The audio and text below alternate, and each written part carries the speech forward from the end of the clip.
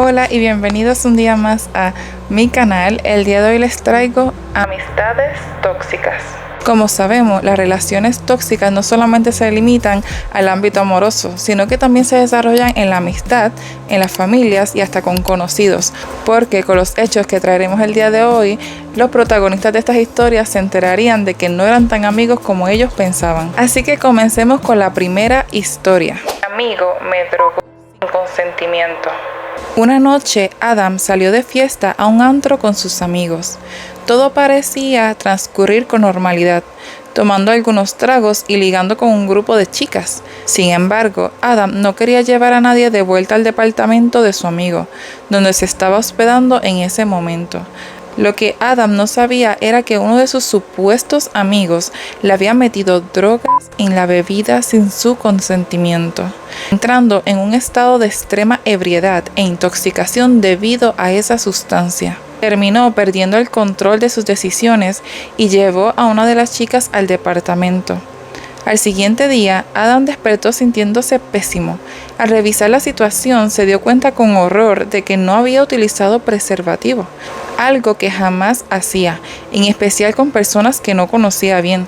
Cuando confrontó a su amigo por haberle dado drogas a traición, este no mostró ni un poco de remordimiento.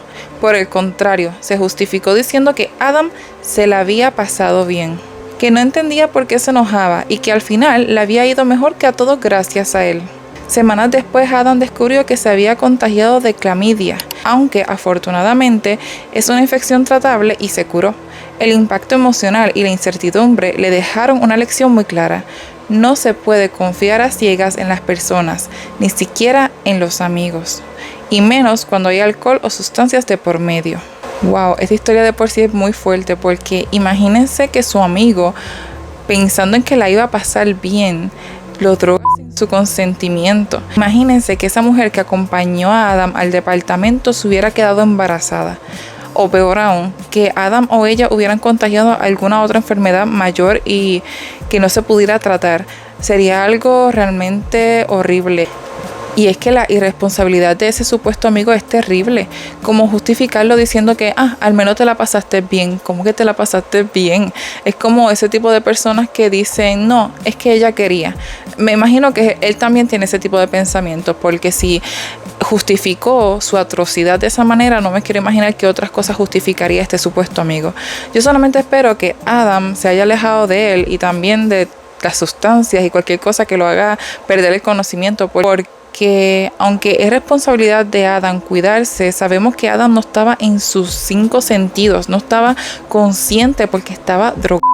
Y esto realmente es algo muy delicado porque le hubiera pasado algo a él o a ella, se hubieran metido en un tremendo problema y todo por culpa de un supuesto amigo que debería estar cuidándote en vez de intoxicándote. Segunda historia, amigos de la universidad. En su época universitaria, justo antes de que comenzara la pandemia, Lea fue invitada a integrarse en un grupo de 6 compañeros por medio de una amiga. Al principio todo parecía ir muy bien. De hecho, una de las chicas del grupo siempre la llamaba al pasar para que se sentara con ellos a charlar en la cafetería de la universidad. A través de este grupo, Lea terminó relacionándose con los estudiantes más populares y adinerados del campus. Ella no tenía inconveniente en convivir con ellos, aunque muy en el fondo estaba consciente de que solo la querían ahí para hacer de bulto y completar el grupo. En un punto, uno de los chicos comenzó a molestar a una de las jóvenes más guapas del grupo, diciendo que Lea le gustaba. Poco después, la chica le escribió a Lea por Instagram y le terminó contando prácticamente toda su vida. Sin embargo, las cosas cambiaron rápidamente. El grupo integró a 2 personas más y gradualmente comenzaron a excluir a Lea.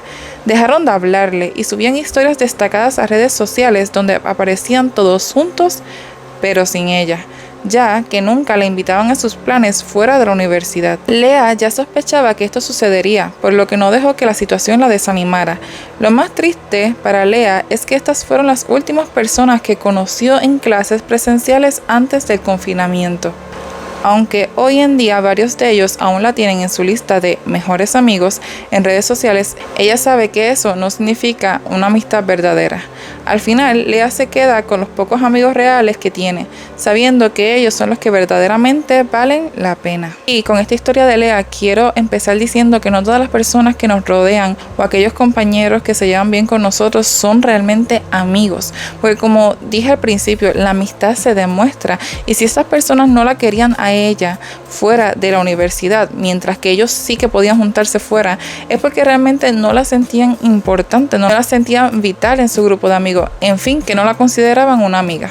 Y con esta historia también me voy a abrir paso a una tercera historia, pero esta es mía. Y me acordé ahora que estaba leyendo la historia de Lea, así que la voy a contar con bastante cuidado. Cuando yo empecé la universidad, que tenía unos 17 años todavía, llegué completamente sola porque el grupo de amistades con el que normalmente yo me pasaba en la escuela había decidido irse a otra universidad. Así que yo llego a la universidad sola, sin conocer a nadie, y en la profesión en la que yo estaba estudiando pues tampoco conocía a nadie en las clases. Pero eso es algo que nos sucede a muchos, que nos toca empezar de cero, ya estamos en otra etapa de nuestra vida y es parte de crecer. Sin embargo, yo soy una persona bastante introvertida, o a veces tímida. No lo parezco. Si me conocen bien, las personas que se pasan conmigo saben que no lo parezco, pero normalmente no voy a ser el tipo de persona que me voy a acercar a ti, que te voy a buscar conversación, que te voy a... No me voy a integrar a la fuerza. Realmente cuando yo me vuelvo yo, es porque ya estoy en confianza, ya me siento parte y siento la libertad de demostrarme como soy en realidad. Y más para ese tiempo que, como dije, tenía 17 años, así que estaba un poquito más cohibida, un poquito más callada y un poquito más tímida. ¿Qué pasa? Que habían transcurrido los días y yo todavía no había podido formar ni siquiera un vínculo, no había podido ni siquiera hablarle a nadie en la universidad. Me paraba en una esquina y realmente intentaba hacerme la invisible. Pero un muchacho que tomaba clases conmigo, que también estaba estudiando lo mismo que yo, me invitó un día a sentarme junto a él en la cafetería. Y vamos a decir que este muchacho se llamaba Dan. Dan me invita a sentarme junto a él y junto a otra compañera que vamos a decir que se llamaba Lea, como la protagonista. Entonces Dan y Lea me invitan a sentarse y empezamos a conversar. ¿Qué pasa? Que en esta conversación me empiezan a hacer las típicas preguntas como ¿tú te llamas? ¿De qué pueblo tú vienes? Y demás. Pero de momento Dan le da con preguntarme si yo tengo alguna religión. Y esto es bien raro porque usualmente la gente no anda por ahí preguntándole, oye, ¿tú eres cristiano? O oye, ¿tú a qué partido vas? No es algo que suele preguntarse. Pero él me preguntó esto porque estábamos en una universidad católica, entonces como que tenía esa curiosidad de saber si yo lo era. Lo que yo le respondo que no soy católica, pero sí soy cristiana, asisto a la iglesia pentecostal y ahí mismo también, para ese entonces yo era presidenta de jóvenes y le digo pues y también soy presidenta de los jóvenes de mi iglesia y tal. Pero no lo hice en forma de, ay sí, yo soy cristiana. No, simplemente es que él me preguntó y yo le respondí. Y él me dijo como que él no tenía ninguna fe en particular, que simplemente como que creía en Dios, y la otra dijo que era católica. Y normal, fue una conversación bastante respetuosa y bastante normal en ese momento. Pero ¿por qué lo saco a colación? Porque esto se extendió de una forma que yo jamás pensé que iba a extenderse. Bueno, de ahí yo pensé que como yo había sido respetuosa con ellos, ellos iban a ser respetuosos conmigo. Pero parece que Dan no tenía los mismos pensamientos que yo. Así que Dan al principio fue muy amable conmigo, me presentó nuevas amigas, así que ya éramos un grupo como de 5 o 6, pero mayormente me pasaba con él. O sea que en las mañanas o en las clases y demás, incluso para almorzar, yo me pasaba con Dan. Lo que me refiero es que Dan un día me llama aparte y me dice, oye Sari, tengo que hablar contigo, tengo que contarte algo. Y en ese momento yo sí que me asusté porque yo dije, uy, no vaya a ser que se me vaya a declarar porque a mí no me gusta. Porque es que yo, como mi familia me estaba molestando tanto con él, como que de momento dije, ¿será que yo no me estoy dando cuenta de algo? Pero no. Dan me dice que él tenía otra orientación sexual, ¿verdad? Que él era homosexual. Y a todo esto, él me lo cuenta con miedo, me lo cuenta avergonzado, me dijo que ya las demás del grupo lo sabían, pero que él quería ser sincero conmigo porque le costaba abrirse. Y yo le dije a él que no había ningún problema, que porque se asustaba tanto de decírmelo a mí. Y él me dice, no, pero como tú eres cristiana, pues yo no quería como ofenderte.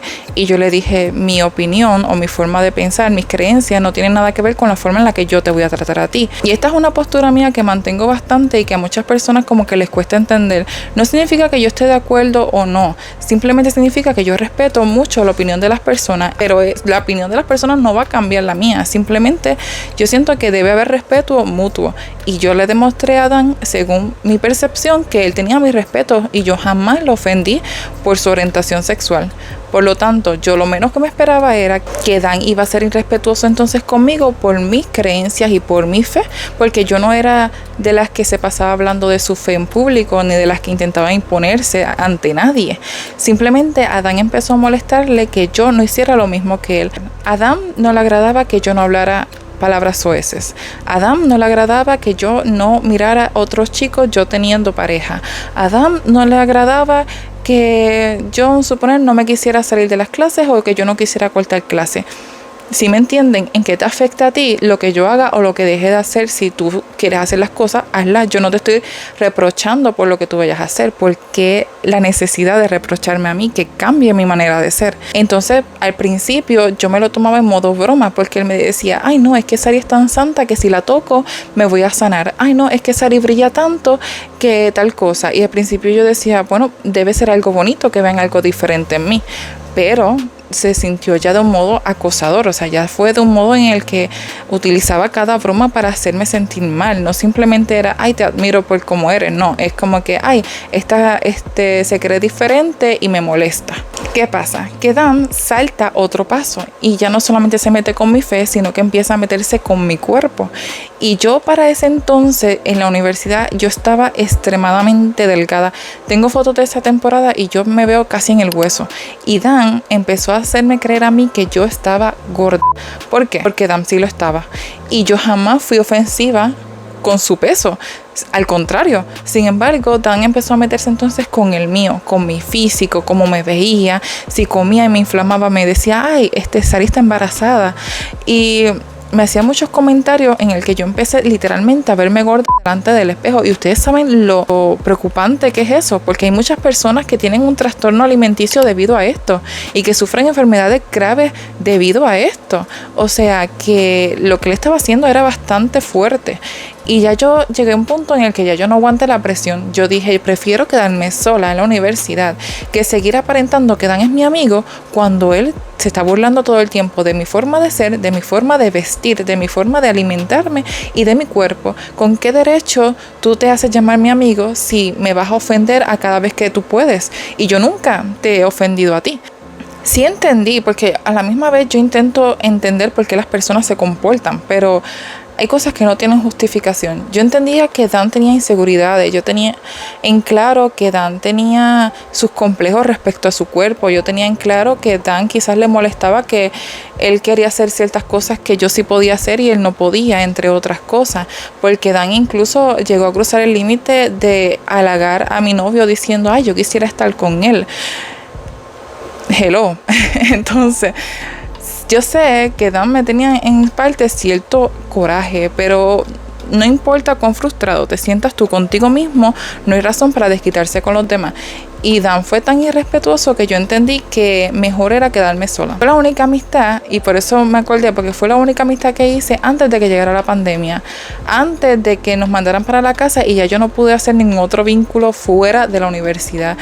Y fue la experiencia que me dejó marcada, donde dije, realmente hay que tener mucho cuidado con las personas que tú aceptas en tu vida, porque al principio yo vi a Dan como una salvación. Él me invitó a sentarme con él cuando yo no tenía con quién sentarme, él me hizo parte de un grupo cuando yo estaba sola, pero no por eso significaba que iba a ser una buena persona o que por eso se convertía automáticamente en un buen amigo. Quizás sí, al principio sus intenciones fueron buenas, pero después sus acciones ya no tenían justificación, y nosotros no le debemos nada absolutamente a nadie, porque no es bueno quedarse aguantando y soportando simplemente porque una persona fue buena contigo en algún momento. Si ya después de eso empieza a menospreciarte, a tratarte mal y a ofenderte, no vale la pena quedarse. Y eso a mí me costó entenderlo, pero al final lo entendí y se lo dejo como reflexión, porque realmente Bien dice que encontrar una amistad es como hallar un tesoro, porque son difíciles de encontrar y a veces es muy difícil ser esa amistad valiosa, porque no solamente se trata de los demás, se trata de uno mismo, pero uno tiene que saber cuándo una amistad realmente es un tesoro y cuándo realmente no lo es, y es mejor echarlo a un lado y seguir hacia adelante. Bueno, y seguimos ahora entonces con la cuarta historia. Útil por conveniencia. Durante el inicio de la pandemia, Esteban creía que tenía una verdadera mejor amiga. Ella le pidió un favor gigantesco, que le hiciera el examen de admisión a la universidad en línea. Esteban lo hizo y logró que la aceptaran. Sin embargo, solo 2 meses después, la relación se deterioró. La chica comenzó a actuar de forma cortante y grosera con él. Cuando Esteban decidió responderle con la misma distancia, ella reaccionó diciendo: entonces dejemos de hablar. Aunque en el pasado ella ya lo había bloqueado en WhatsApp, Facebook e incluso en Instagram, por enfadarse sin ningún motivo. Esta vez Esteban se cansó del chantaje emocional. Le respondió que estaba de acuerdo, le deseó suerte y salió del chat. Al poco tiempo, ella rectificó excusándose de que no sabían qué estaba pensando, y Esteban dejó pasar el asunto para mantener su paz. Con el tiempo, Esteban abrió los ojos y notó un patrón. Ella solo lo buscaba cuando se sentía sola, cuando tenía antojo de salir a comer o cuando necesitaba que él hiciera las tareas y trabajos de la universidad.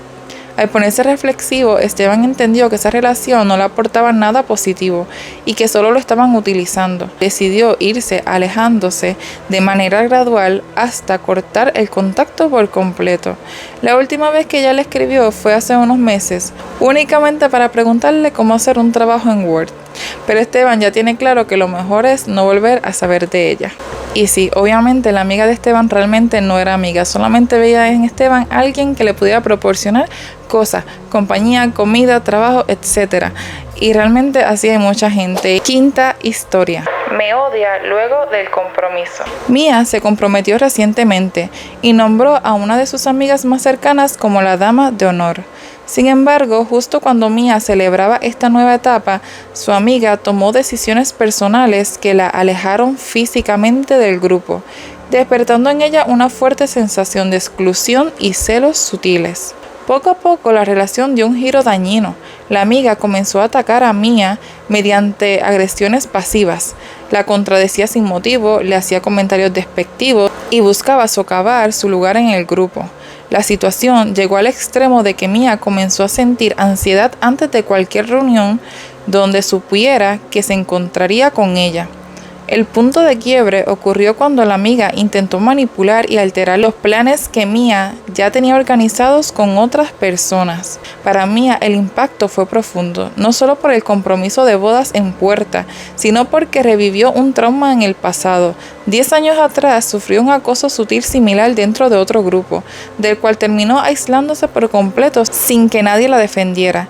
Esta vez, para evitar que la historia se repitiera, Mía decidió enfrentar la situación directamente, citando a su amiga para establecer límites claros y hablar con la verdad. Continuará. No, mentira, no encontré ninguna actualización sobre esto, pero muchas personas en comentarios sí que le estaban diciendo que debería hablar con su amiga. Y es que los cambios son difíciles para cualquiera, pero si su amiga se tuvo que mudar y esto la distanció de Mía y de su grupo, ¿qué culpa tiene Mía? ¿Y por qué querer socavar el lugar de Mía en el grupo? O sea, no es culpa de Mía que tú te hayas mudado. Y hay muchas personas que realmente como que les gusta ser el centro de atención. Eso es lo que a mí me huele, que quizás ella sentía que Mía estaba ocupando el lugar que ella ocupaba antes y al ella no poder estar presente empezó a sentir celos. Pero no es culpa de Mía, no es culpa de Mía. Y la última historia del día de hoy puso en riesgo mi vida. Durante la universidad, Alejandro entabló una estrecha amistad con un compañero que vivía a solo una calle de su casa. Compartían el mismo horario, el mismo grupo de amigos y solían pasar horas jugando videojuegos. Sin embargo, no pasó mucho tiempo antes de que Alejandro notara un patrón recurrente. La otra persona solía cancelarle los planes de última hora tan pronto le surgía una invitación con otras personas que involucraran alcohol. Dado que Alejandro no podía beber debido a un tratamiento médico estricto con fuertes analgésicos, ni siquiera se molestaba en incluirlo o invitarlo por cortesía. El punto más grave ocurrió durante el cumpleaños de un amigo en común. Para intentar impresionar a una chica, el supuesto amigo compró una ronda de bebidas para el grupo y en lugar de pedirle un jugo de naranja a Alejandro, le sirvió un jugo con doble vodka a traición. Alejandro terminó tomándoselo sin saberlo. Al encararlo, sabiendo que ese chico además estaba estudiando farmacia, la única respuesta que recibió fue un despectivo: trabajo en farmacia, no es para tanto, minimizando el enorme riesgo médico al que lo estaba exponiendo. La gota que derramó el vaso llegó meses después. Había quedado de verse a las 7:30 de la tarde en casa de Alejandro, quien incluso rechazó otros planes para esperarlo. Pasó el tiempo. Alejandro le llamó en repetidas ocasiones sin obtener respuesta alguna. Lo había dejado plantado sin darle una explicación. 8 meses más tarde se lo cruzó por casualidad en el centro de la ciudad. Cuando el chico actuó con descaro preguntándole cómo estaba tras tanto tiempo, Alejandro le recordó que la última vez que hablaron fue la noche en que prometió llegar a su casa y desapareció. Sin el menor atisbo de culpa, el chico admitió que prefirió irse de fiesta con alguien más que tocó la puerta a última hora. Ese fue el punto final definitivo. Alejandro decidió cortar de raíz todo contacto con él. Y con esta historia no hay mucho más que decir. Una persona que pone en riesgo tu vida y tu salud, así como el de la primera historia, realmente no es una persona que vale la pena tener en tu vida. Y hasta aquí las historias de hoy. Déjenme saber en comentarios qué les ha parecido estas historias, qué opinan de ellas. Y si ustedes han tenido una experiencia similar, recuerden suscribirse al canal si les están gustando estas historias y si les han gustado las demás. Me gustaría mucho que esta comunidad siga creciendo. Y eso sería todo por el video de hoy. Bye.